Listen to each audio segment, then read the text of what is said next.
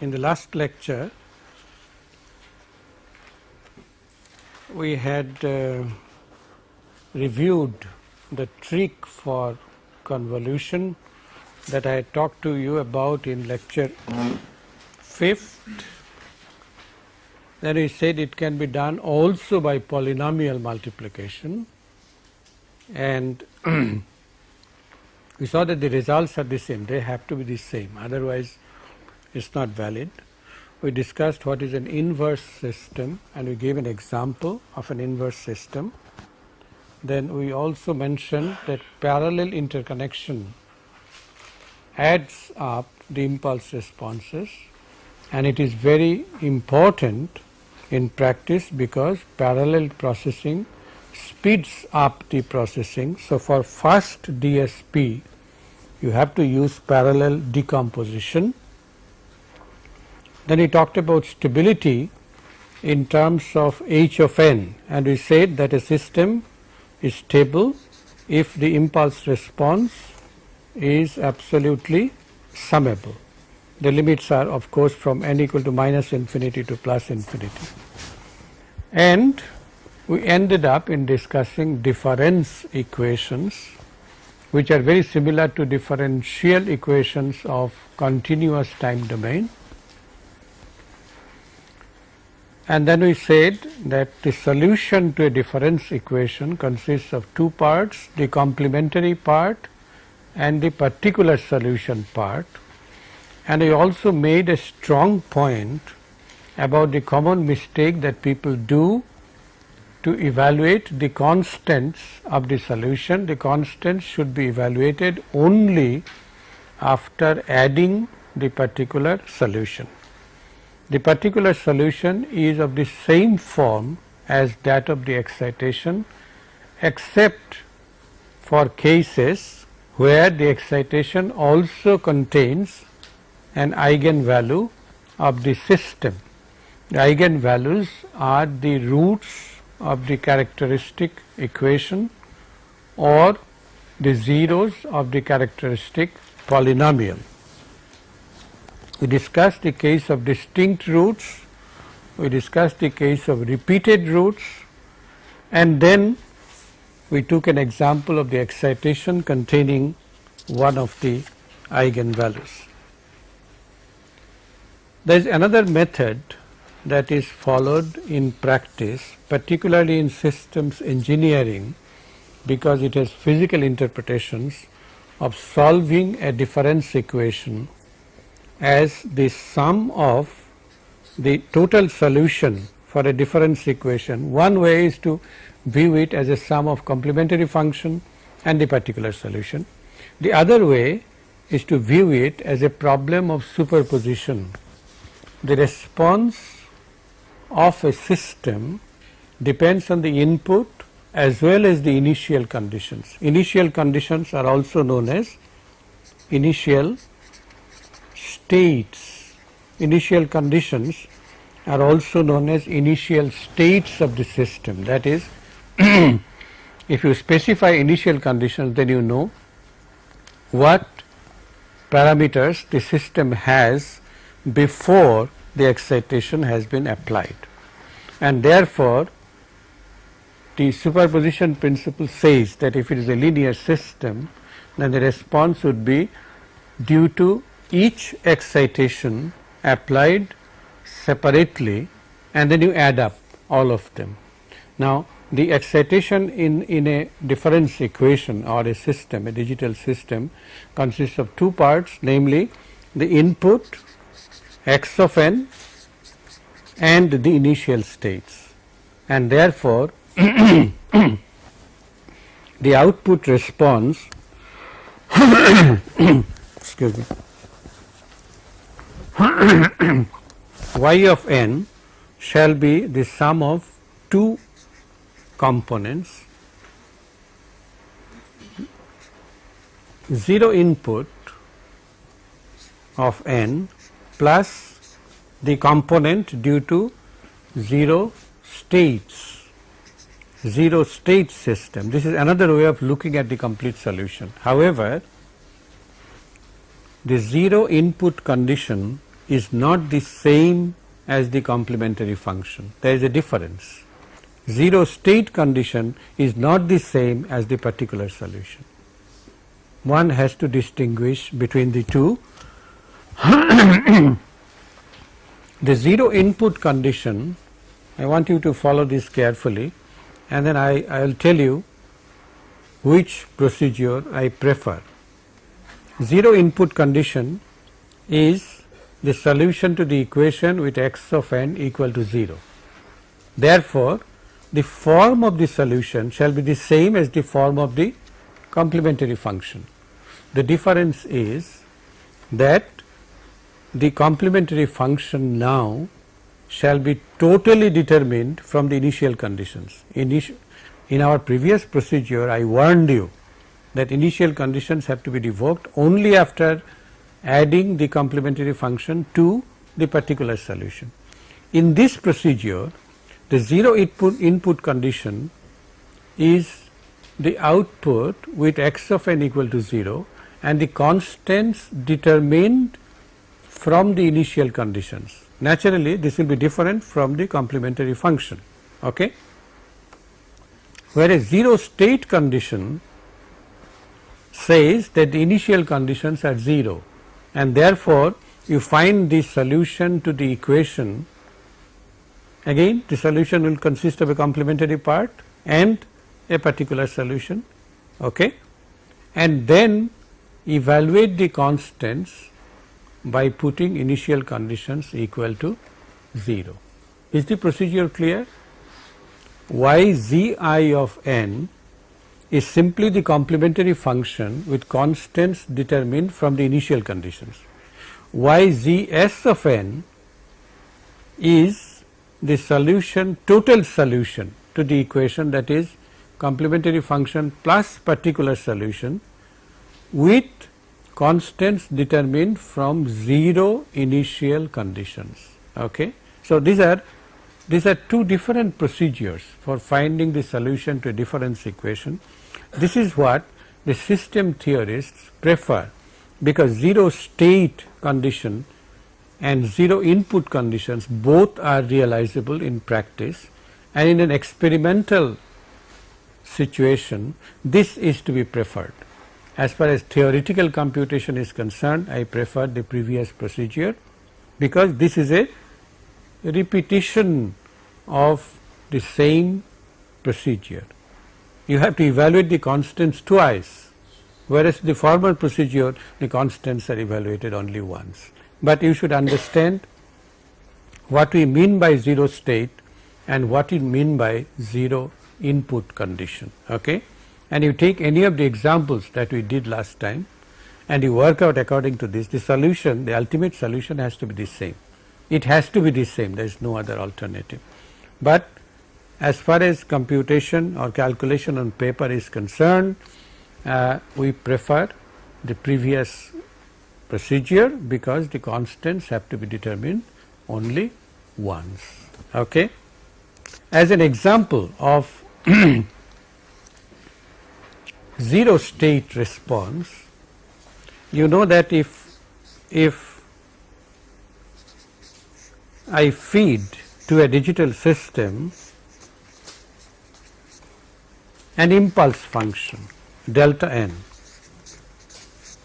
digital system which is characterized as linear, time invariant and causal, linear, time invariant and causal, then what is the characteristic? H of n should be equal to 0 for n less than 0, agreed? Which means that H of n is the zero state response of the system. Isn't that correct? H of n is 0 for n less than 0. It means that it is initially relaxed. There are no initial conditions. H of n is defined like that. To find out H of n, you must first reduce the system to one with 0 initial state. All initial conditions are made equal to 0. So, we say h of n, let me write it down, h of n is the zero state response of an LTIC DS, linear time invariant causal digital system. Okay, h of n is an example of zero state response. Once this interpretation of h of n is obtained, then h of n can also be written, h of n is the total solution of the system to an input equal to delta n with initial states equal to 0, and therefore the form of h of n shall be alpha I lambda I to the power n summation n equal to 1. If it is a capital nth order system, then summation n equal to 1 to capital N. Agreed? It shall be of the same form as the complementary function. Why? Because delta n is 0 for n greater than 0. Agreed? Now, so stability demands that summation absolute value of h of n should be less than infinity. That is what defines a stability, a stable system. If this summation is to be less than infinity, then what is the condition on these eigenvalues? Obviously, summation h of n, I am not writing the, it is n equal to minus infinity to plus infinity. Okay, summation h of n would be the summation of this sum, okay, and therefore it would be less than summation n equal to 1 to capital N magnitude alpha I magnitude lambda I to the power n. Agreed? If we take the magnitudes, obviously it would be less than or equal to. Now alpha i's, magnitude of alpha i's should obviously be finite, right? If alpha i's are not finite, then your system to start with is unstable. Okay, so alpha i's are finite, and therefore lambda I to the n summation should be less than infinity. How can you guarantee this? Therefore, lambda I, if this is less than infinity, magnitude lambda I must be less than 1 for all I. Okay? So, lambda I equal to 2, which we got earlier, is an unstable system. We took a first order system where the eigenvalue was equal to, no, it was minus 0.5. Isn't that right? That was a stable system. But if one of the roots of the characteristic equation magnitude exceeds unity, it can be complex. If the magnitude exceeds unity, then you know the system is unstable. As you shall see later, these eigenvalues are also the poles of the system in a complex plane. So, the poles should be confined to a unit, to be within a unit circle. We shall come to this later after we introduce the Z transform, but right at this stage in the totally working in the time domain, you know that the roots of the characteristic equation must be such that they are bounded in magnitude by unity. Even lambda I equal to 1 is not permitted because it is marginally stable, and we cannot work with a marginally stable system because you never know, due to small perturbations it may go wild or insane. We then introduce the terms FIR and IIR. A very simple finite impulse response and infinite impulse response refer to the length of the impulse response.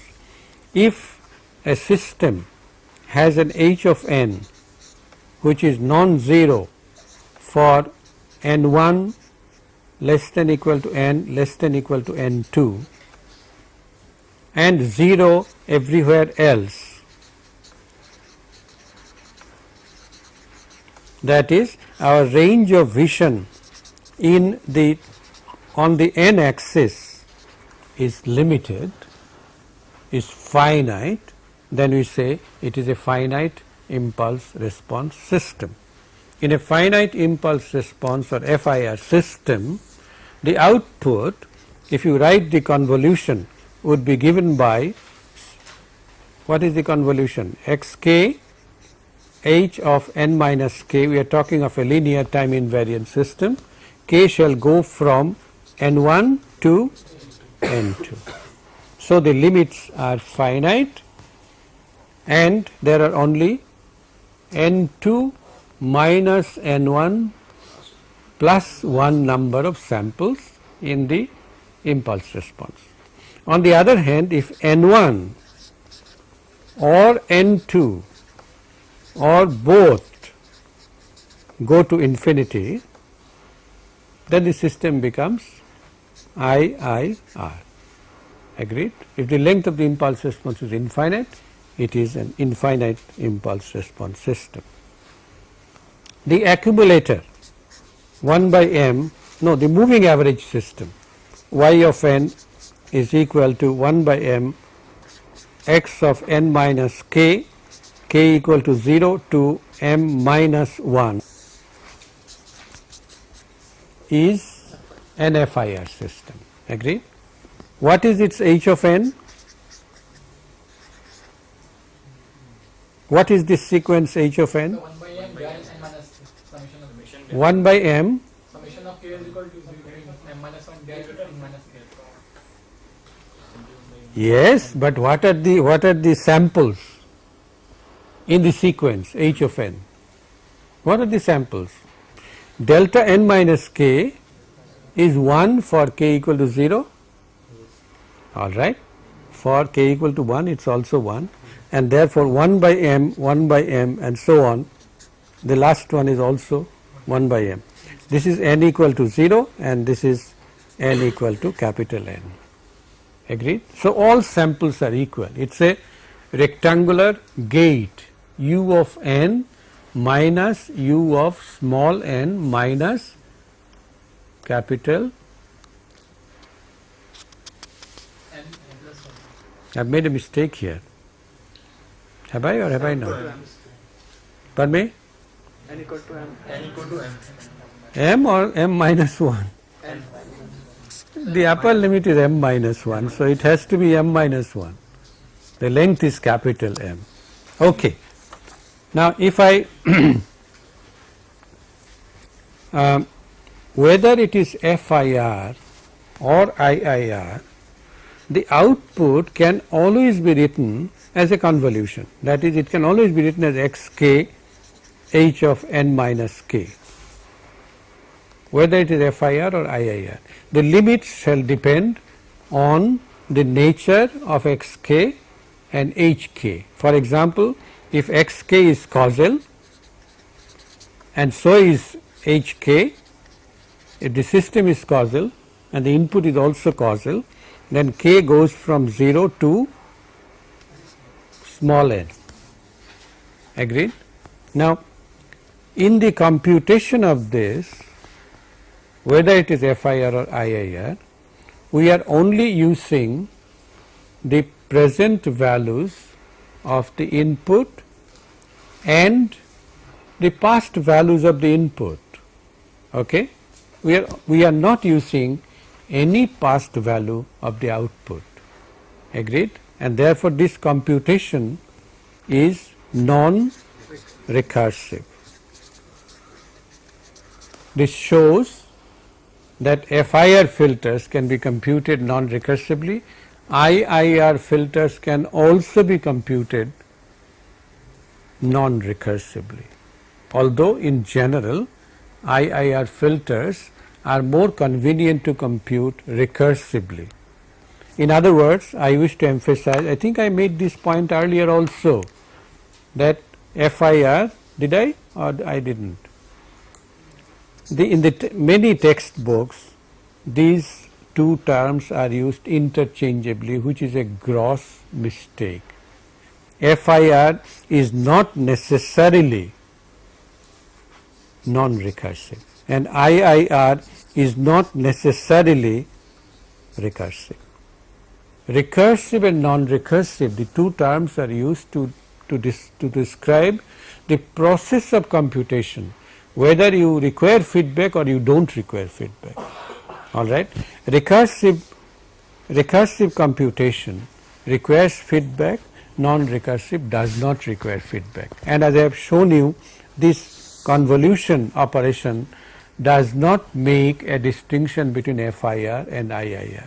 Therefore, IIR filters can also be computed non-recursively, although in general it is more convenient to compute it recursively. Okay. I have shown examples of recursive computations earlier. Let us take, what about a FIR filter to be computed recursively? Have I shown that example? No, I have not. Let us take an FIR. Y of n is equal to x of n plus x of n minus 1. Well, obviously the computation is non-recursive, but I can also write y of n minus 1 as equal to x of n minus 1 plus x of n minus 2.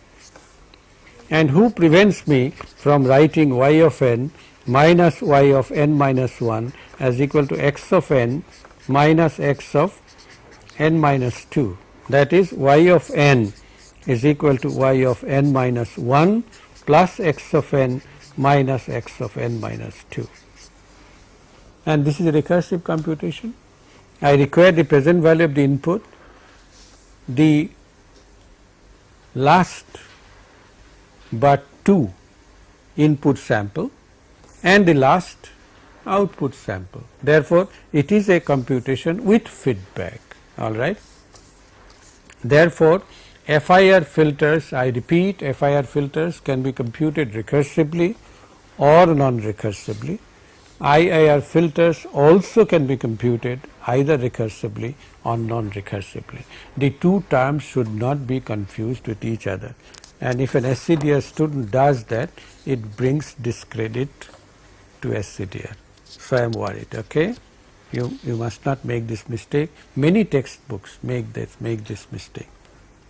We take an example now.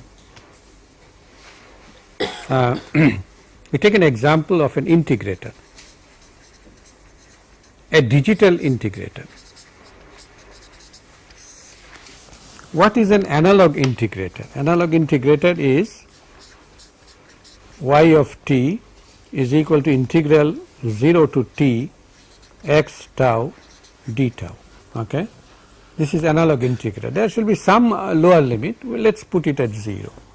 We assume that xt is causal. Okay.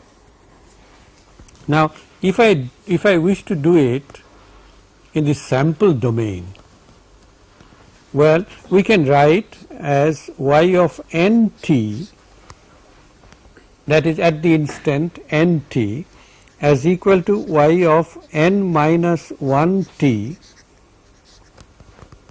okay, at the previous instant, plus integral n minus 1t to nt x tau d tau. This is exact. This is the exact equation. I have integrated up to n minus 1 times capital T. Then I have integrated between this interval n minus 1t to nt. This is exact. All right. Now I can approximate this because x of n in a digital domain, x of t is known only at n minus 1t and nt. I do not know the value in between. It is not defined for a digital signal. Therefore, I can approximate this as y of n minus 1t plus, let us take the average value. between the two, half of x of n minus 1 t plus x of n t, and then multiply by the interval. Okay. This is how integration is carried out by a digital computer. A digital computer handles only digital numbers. Okay. This is called a numerical approximation procedure. There are many algorithms for numerical integration. This is one of them, perhaps the simplest. You just take the average value and then multiply by the interval. Now, if I translate this in the digital domain, well, this is what I shall write is y of n t, I shall write as y of n would be equal to y of n minus 1 t, I will drop capital T, y of n minus 1 plus capital T by 2, the interval must be known, multiplied by x of n plus x of n minus 1.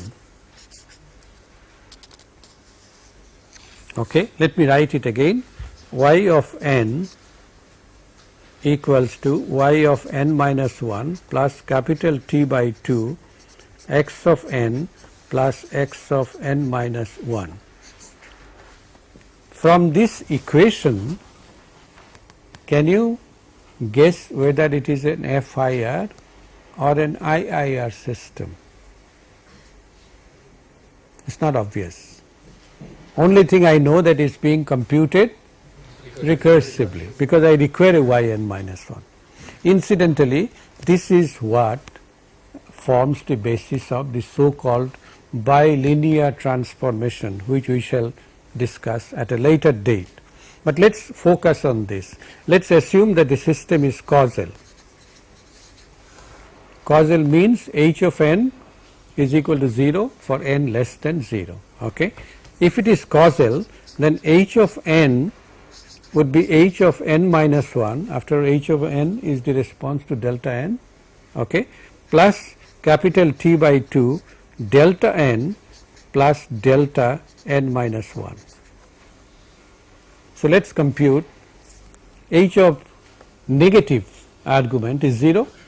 So, we start computing at from h of 0, n equal to 0, h of minus 1 is 0, delta n at n equal to 0 is 1. So, it is simply capital T by 2, agreed, delta minus 1 is 0. What is h of 1?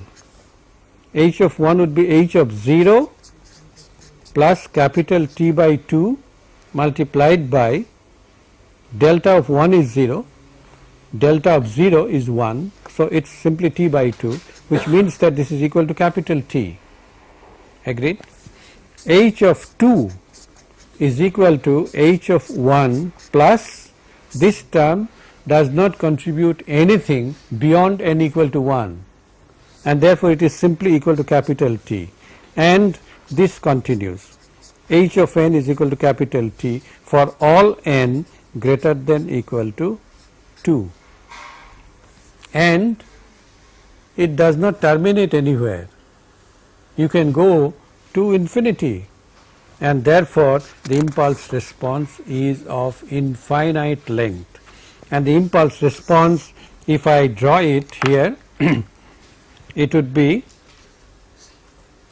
capital T by 2 at n equal to 0, at n equal to 1 it is capital T, n equal to 2 capital T, and this goes on. And if you so desire, you can write this as capital T by 2 delta n. I want to express in terms of delta and u, and plus capital T times u of n minus 1. Wonderful. Is there some other way I can express this?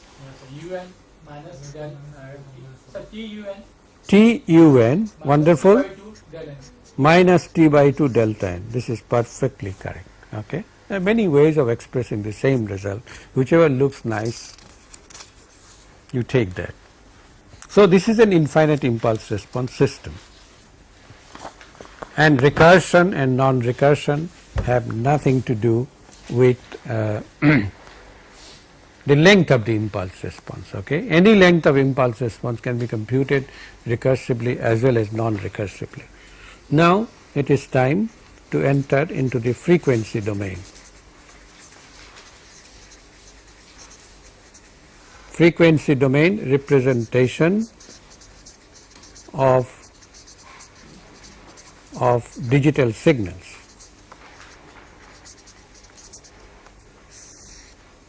In the analog domain, continuous time domain, there are various kinds of transforms which takes small t, the time variable, to the frequency variable. It can be omega if it is Fourier transform, or small s, the complex variable, if it is Laplace transform. All right. In the digital signal domain, the Fourier transform is the most important transform, and the corresponding transform of Laplace is the so called Z transform. Okay.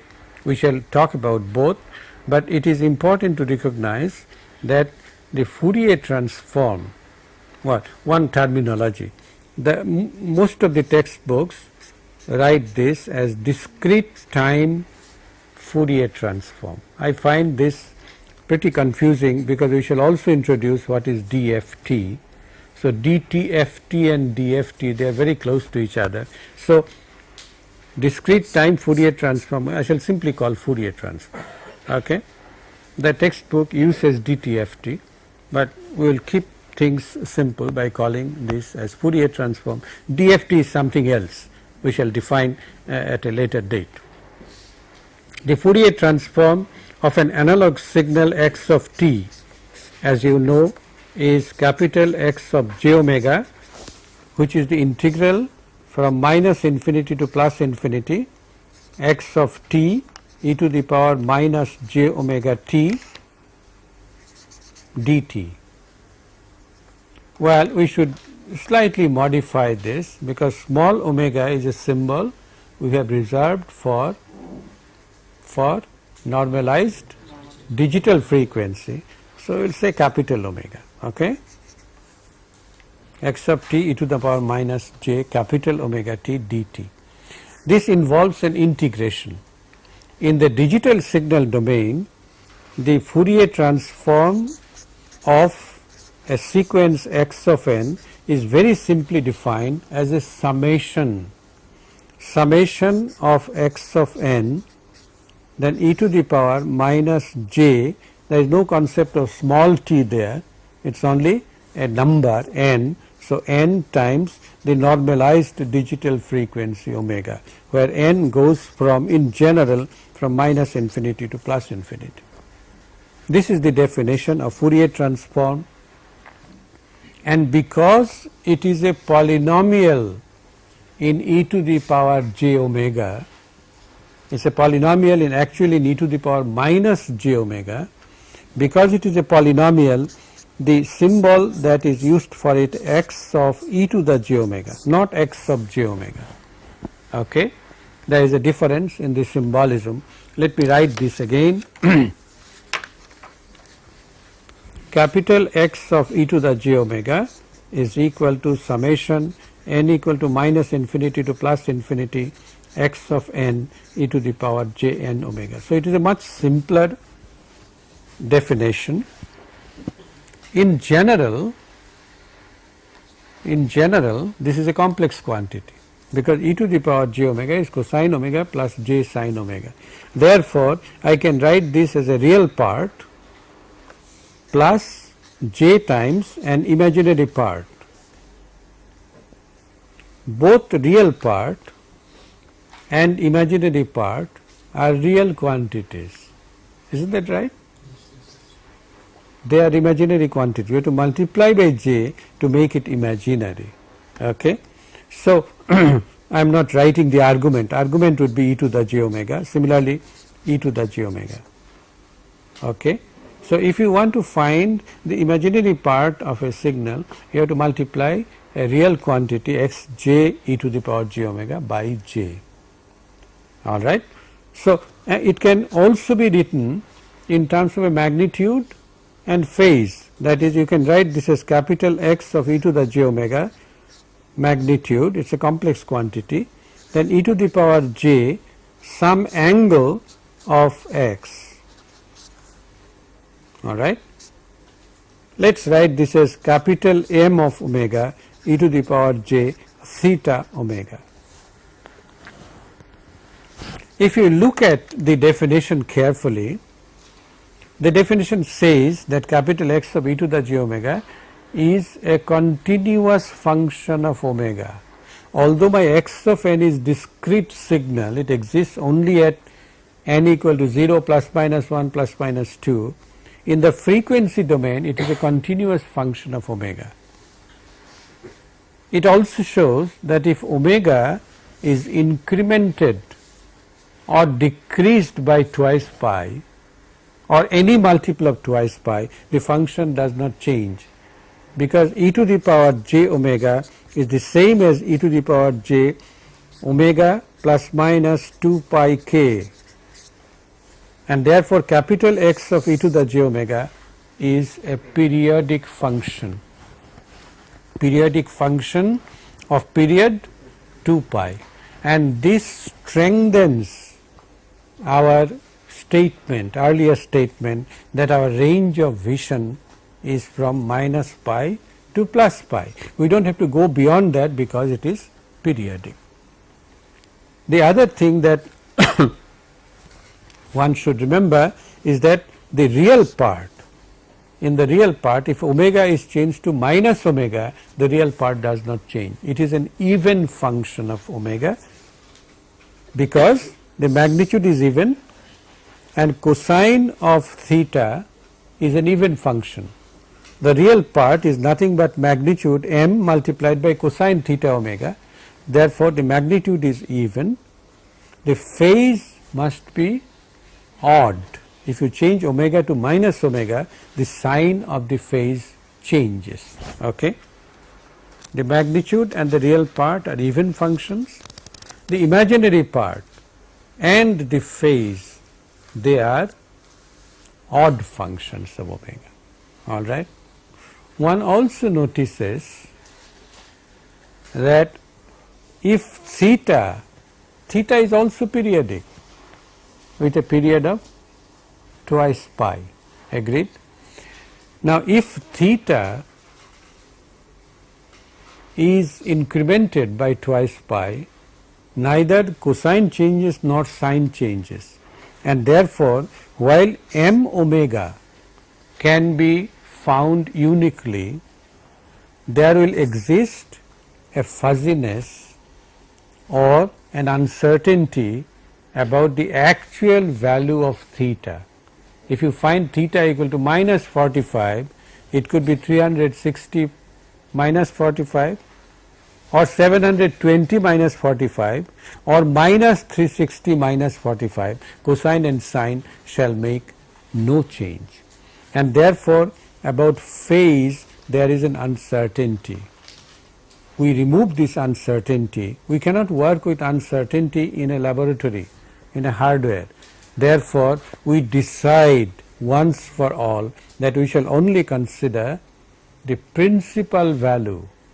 Principal value is the value which lies between minus pi and plus pi.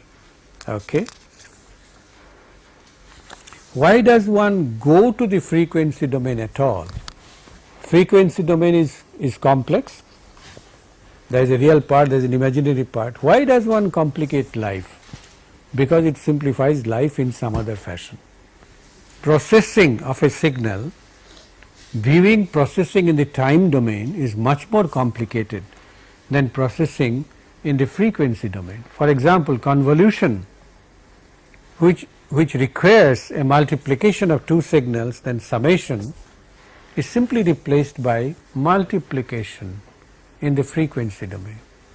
You do not have to do this graphical business and all that. Okay. So, one goes to the frequency domain, one intentionally complicates life to be able to simplify in some other fashion. design, analysis, synthesis. Everything is much simpler in the frequency domain than in the time domain. We take an example of Fourier transform. The simplest example is x of n equal to delta n, an impulse function. Then you know capital X of e to the j omega, which by definition is delta n e to the minus j n omega, n equal to minus infinity to plus infinity. Now delta n exists at n equal to 0 only, and therefore the summation shall be replaced by a single term, and that is equal to 1. When n equal to 0, e to the minus j omega is n omega is identically equal to 1. So, delta n therefore the Fourier transform is 1. Now you notice a symbol that I have introduced here, a double sided arrow. It means that the Fourier transform is unique. In other words, if the Fourier transform is given, you should be able to go back to the time domain uniquely. There should be no arbitrariness, no confusion, no uncertainty. It must be a one-to-one representation, otherwise it is invalid. And this is why we insisted that phase should be viewed only in the principal domain. Otherwise there is uncertainty. We cannot work with uncertainty. Let us take the second example. X of n is equal to half to the power n u of n. If you take the Fourier transform, capital X of e to the j omega is n equal to, since it is u of n, 0 to infinity half to the power n e to the power minus j omega n, which I can write as summation, limits I am not writing, e to the power minus j omega by 2 whole to the power n, while n equal to 0 to infinity. Does this summation converge? If it does not, if it diverges, then the Fourier transform does not exist. The existence is guaranteed here because the magnitude of e to the minus j omega is 1, and half to the power n, and as n goes to infinity is 0, and the sum is a finite number. The sum is 1 by 1 minus half e to the minus j omega. All right. So, the Fourier transform, you can find the magnitude and phase of this function. I can write this as 2 divided by 2 minus cosine omega, then plus j sine omega. So, the magnitude I can write as 2 divided by magnitude of the numerator divided by magnitude of the denominator, and the magnitude of the denominator would be 4 plus 1 5 minus 4 cosine omega. Is this obvious? 2 minus cosine omega whole squared plus sine squared omega, and cosine square plus sine square makes 1. So, 4 plus 1 is 5, and the twice AB term is 2 multiplied by 2 multiplied by cosine omega. So, 4 cosine omega, and the phase is equal to the phase of the numerator, which is 0, then minus the phase of the denominator, which is tan inverse of imaginary part, that is sine omega divided by 2 minus cosine omega. If you look at these expressions carefully, capital X magnitude obviously is maximum when cosine omega is 1, isn't that right? You want the denominator to be as small as possible. So, the maximum occurs at omega equal to 0, max, capital X magnitude at omega equal to 0, and what is the value? 2. What is the minimum? Omega equal to plus minus pi, then it will be 5 plus 4, 9, so it would be 2 by 3. So the magnitude I know varies between 2 and 0.666 ad infinitum. It's a recurring number. The phase, what can you say about the phase? What is the phase at omega equal to 0? It is 0 because this is a real quantity. Okay, so the phase starts from 0 at omega equal to 0, and I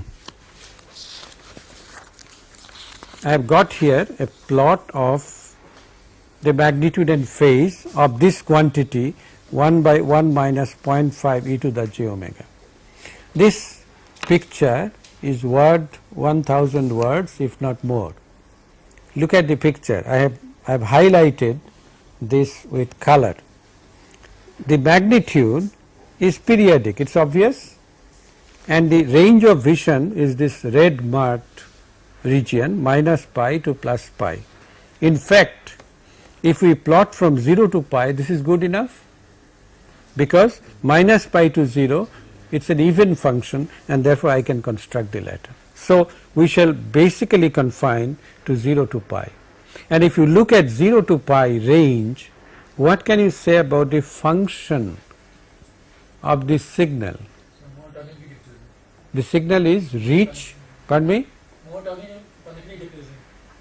Monotonically decreasing, agreed.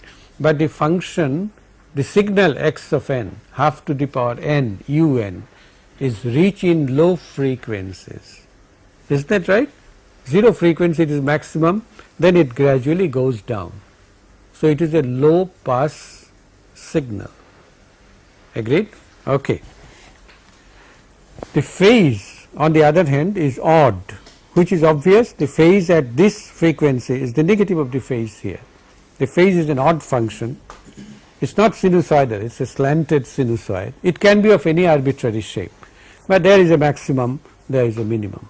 Again, in phase we confine to minus pi to plus pi, and since we know phase is an odd function of frequency, we simply plot from 0 to pi. Agreed? And we remove all uncertainties by confining the phase value also between pi and minus pi. Fortunately, here the maximum does not go beyond 0.5 radians. What is pi? 3.14. So between plus 0.5 and minus 0.5 radians.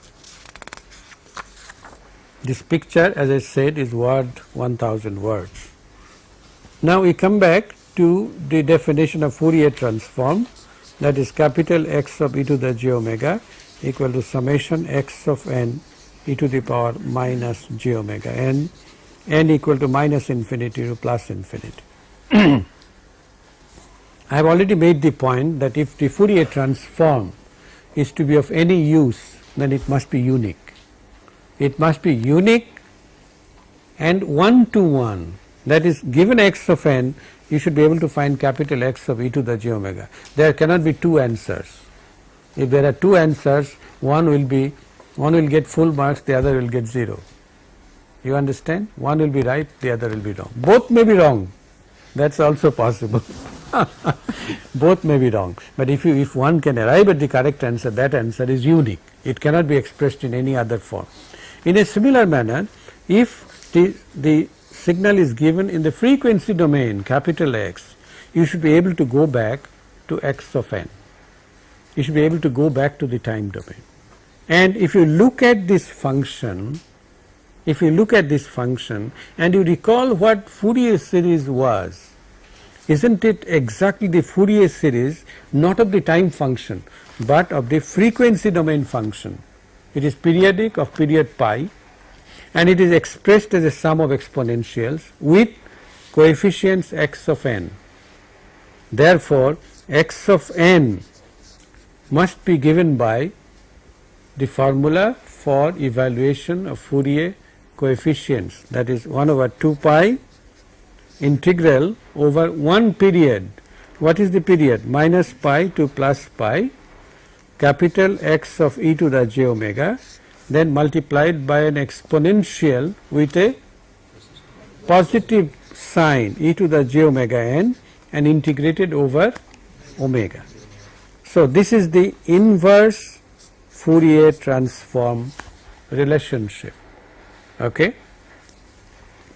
Now, the two are not independent of each other. This is another point I want to make very clearly and very loudly. The two are not independent of each other because we require one-to-one transformation. In other words, if this is given, this can be derived. If this is given, then this can be derived. So, both are not matters of definition, only one of them can be defined, the other should follow. In other words, if I start from here, I should be able to derive this, okay? And the derivation is extremely simple.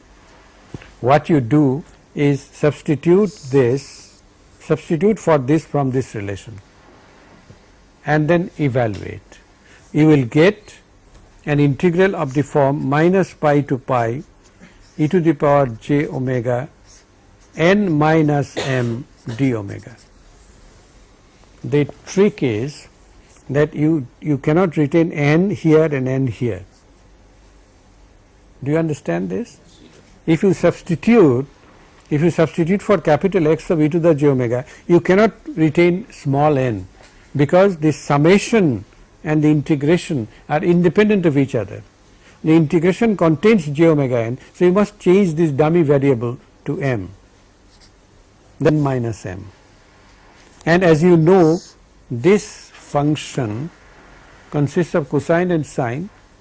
So, over one period the cosine will become 0, integral sine will also become 0, except in the case n is equal to m. In other words, if this is 1, then 1 d omega, the integral will be twice pi, and there is a twice pi here, and that is the way you prove that the right hand side is equal to the left hand side equal to x of n. The derivation is simple. I have explained in words, it is given in the book. You try to follow that. I repeat in conclusion that recursive is not necessarily IIR, non-recursive is not necessarily FIR, and vice versa. And in Fourier transforms, why do you go to Fourier transform?